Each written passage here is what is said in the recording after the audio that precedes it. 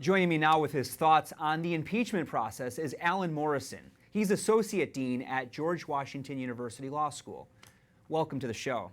Now, as a law professor, what's your assessment of the articles of impeachment? Well, as you know, in order to be impeached, the president does not have to be alleged to have committed a crime.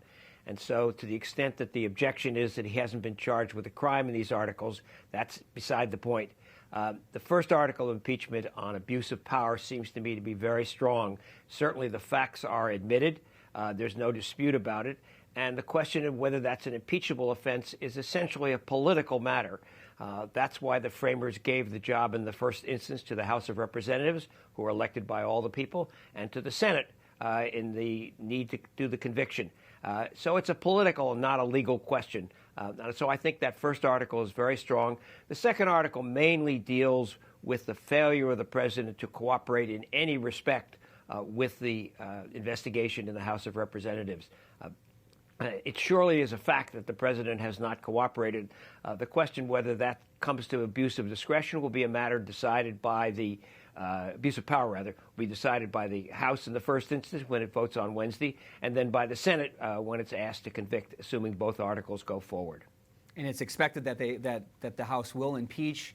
Republicans have been critical of this inquiry from the very beginning. They've talked about a lack of transparency. They've talked about the speed, including your colleague, Professor Turley, also mentioned the speed, that this is the fastest in history. What are your thoughts on this whole process? Well, the speed issue is a double-edged sword. If the Democrats had proceeded very slowly and had the impeachment in the summer or even worse in the fall, they would be accused of trying to interfere with the actual conduct of the 2020 elections.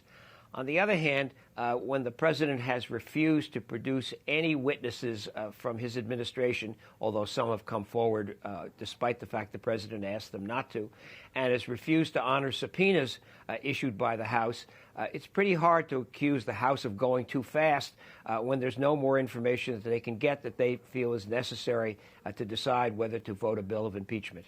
And what we just heard in the story before this was that Senate Minority Leader Chuck Schumer wants to call witnesses, including the acting chief of staff of the White House. One of the main questions is whether this is going to be a short trial with no witnesses or whether there should be witnesses. What do you say? What are the pros and cons of both approaches? Well, I think the answer to the question of what will happen is entirely up to the Senate. The Senate has special rules for impeachment, and those rules, of course, can be changed at any time.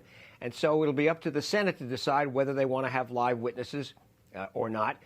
If they do not have live witnesses and the two witnesses that the Senate minority wants to call do not show up, either because they aren't subpoenaed or because they decide not to show up anyway, that will be a matter for the Senate as a whole to take into account in deciding whether the president and those working for him have committed an impeachable offense. So, it seems to be pretty hard to defend what the president did without having the two of the key witnesses. Certainly his acting chief of staff knows a great deal, and John Bolton, who was the former National Security Council director, may know a great deal. We don't know what he knows. He hasn't given any public statements. Mr. Mulvaney has given some public statements, and he indicates that he's essentially corroborating the facts regarding what happened with Ukraine and the money that was withheld. Well, we appreciate you making time for us today. Alan Morrison, Associate Dean at George Washington University Law School. Thanks for your time. You're quite welcome.